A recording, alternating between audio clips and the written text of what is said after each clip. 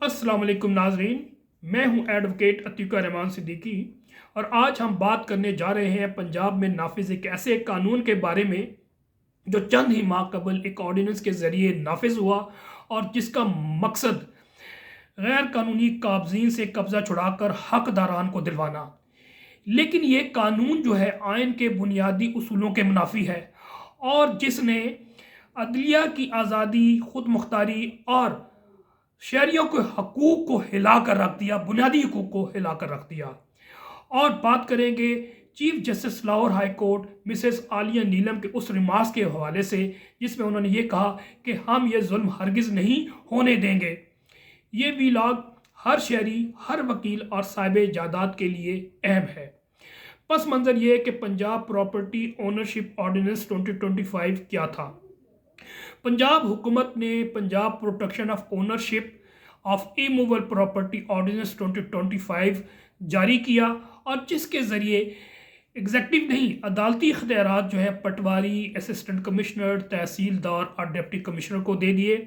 और सेक्शन 9 के तहत एक डिस्प्यूट रिजोल्यूशन कमेटी बनाई गई और इसके नाम पर लोगों की जायदाद का फैसला करने के इख्तियारात इनको दे दिया। और यहाँ पर हम एक तवक्कुफ करते हैं और जानने की कोशिश करते हैं एक principle of law and political science.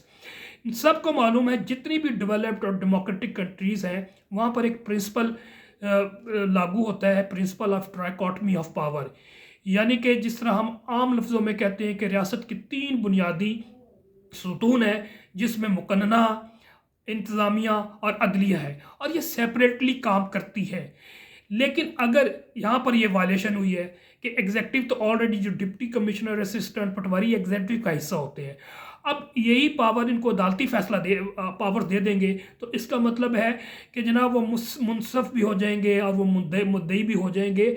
तो ये तमाम चीज़ें बिगड़ जाएंगी। जहाँ पर 2 काम अच्छे होंगे वहाँ पर 8 काम वो अपने मफादात के लिए, अपने फ़ायदे के लिए। और जैसा कि आप सबको मालूम है कि हमारे इदारे हैं वो किस तरह काम करते हैं, पुलिस डिपार्टमेंट के क्या रेपुटेशन है, रेवेन्यू डिपार्टमेंट की क्या रेपुटेशन है, तो ये मिलकर गलत काम करेंगे, इसलिए इनको अलग-अलग किया गया था। अब इसके नाम पे क्या होगा और क्या कर रहे थे कि लोगों की जायदादों का फैसला करने के इख्तियार इनको दे के, यानी अदालती कार्रवाई के बगैर, ट्रायल के बगैर, शवाहिद के मुकम्मल जायजे के बगैर लोगों को बेदखल किया जाने लगा, कब्जे छुड़वाए जाने लगे और पुलिस के ज़रिए ज़बरदस्ती अमल दरामद करवाया जाने लगा। Lahore high court Multan bench का तारीखी फैसला चंद रोज़ कबल भी हुआ जिसमें जस्टिस अहमद नदीम अरशद ने वाज़े अल्फाज में करार दिया कि DRC यानी कि डिस्प्यूट रेजोल्यूशन कमेटी कोई अदालत नहीं है। यह सिर्फ इब्तदाई तफ्तीशी मफाहमती फोरम है और किसी भी मरहले पर DRC को बेदखली, कब्ज़ा बहाल करने, कब्ज़ा छुड़ाने, ज़बरदस्ती पुलिस एक्शन का कोई इख्तियार हासिल नहीं है।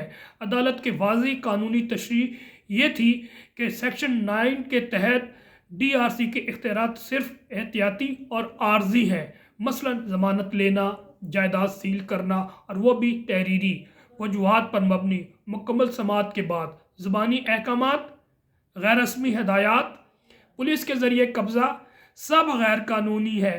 ट्रिब्यूनल के बगैर कुछ भी मुमकिन नहीं। अदालत ने 2 टोक अल्फाज में यह भी कहा कि eviction, forcible disposition, possession, restoration, ये तमाम इख्तियारात ट्रिब्यूनल के पास है।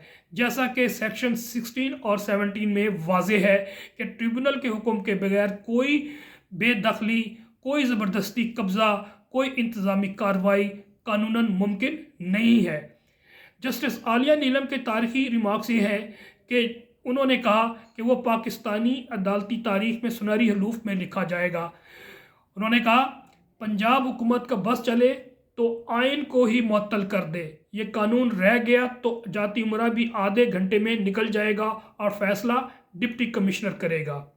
आपने सिविल सेटअप ख़त्म कर दिया है, सिविल राइट्स ख़त्म कर दी हैं और अदालती सुप्रीमेसी ख़त्म कर दिया है। पटवारी और AC को जज बनने का इतना ही शौक़ है तो अदालती इम्तिहानात देकर इसका सिस्टम बन जाए। क्या पाकिस्तान अब जंगल बन गया है? जाली दस्तावेज बनाने वाला पटवारी अब लोगों की प्रॉपर्टी का फैसला करेगा। पटवारी को तो आपने नौज़ बिल्ला खुदा बना दिया है। اور آخر میں وہ جملہ جو ہر مظلوم شہری کی آواز بن گیا، ہم یہ ظلم نہیں ہونے دیں گے۔ عدالت کا بڑا سوال، یہ قانون کس نے بنایا ہے؟ چیف جسٹس کا سرکاری وکیل سے سوال، یہ قانون کس نے بنایا ہے؟ کیا کسی قانونی دماغ سے مشورہ کیا گیا؟ جیسا کہ سول حکومتوں میں ایسا ہی ہوتا ہے کہ قانون سازی جو ہے وہ پارلیمنٹ میں یا پھر پروونشل اسمبلیز میں ہوتی ہیں، جہاں پر مختلف بحث ہونے کے بعد ایک پروسیس آف لا جو آئین میں موجود ہے اس کے بعد قانون بنتا ہے۔ لیکن راتوں رات بنانا ہی ایک بدنیتی پہ ہے، جیسے کہ CCD کا انہوں نے ایک سسٹم بنایا پنجاب پولیس نے، جو کہ ایکسٹرا جوڈیشل کلنگ بھی کر رہی ہے، ایکسٹرا جوڈیشل کام کر رہے ہیں، اور ایسا نہیں ہونا چاہیے۔ اس پہ ہم کیونکہ ڈسکشن نہیں کر رہے تو ہم دوبارہ اپنے موضوع پر آ جاتے ہیں۔ کیا یہ سوال خود اس قانون کے غیر آئینی ہونے کا ثبوت ہے؟ یہ فیصلہ کیوں اہم ہے؟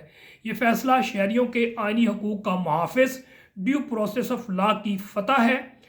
انتظامیہ کی حدود کی واضح نشاندہی کر دی گئی ہے، عدالتی سپریمیسی کی بحالی ہوئی ہے، پٹواری کلچر پر کاری ضرب لگا ہے، اور یہ سسپینشن کے بعد مجھے امید ہے کہ جو فائنل ڈیسیجن آئے گا، جو کہ ہائی کورٹ میں چیف جسٹس عالیہ نیلم کی کورٹ پہ اسٹل ریٹ پٹیشن پینڈنگ ہے، میں سمجھتا ہوں اس کو نل اینڈ وائڈ کیا جائے گا، وائڈ ایمنیشو کیا جائے گا، کیونکہ یہ آئین کے بنیادی اصولوں اور عدلیہ کی خود مختاری پہ یہ کاری ضرب لگا رہا ہے۔ آخر میں ضرور کہوں گا ناظرین، یہ فیصلہ ہمیں یاد دلاتا ہے کہ فیصلے عدالت کریں گی، پٹواری نہیں کرے گی۔ عدالت عالیہ اور فیڈرل کانسٹیٹیوشن کورٹ کو چاہیے کہ CCD یعنی کہ کرائم کنٹرول ڈپارٹمنٹ کو فی الفور کام کرنے سے روک دے، کیونکہ ان کے اکثر اقدامات ماورائے عدالت یعنی کہ ایکسٹرا جوڈیشل ہے۔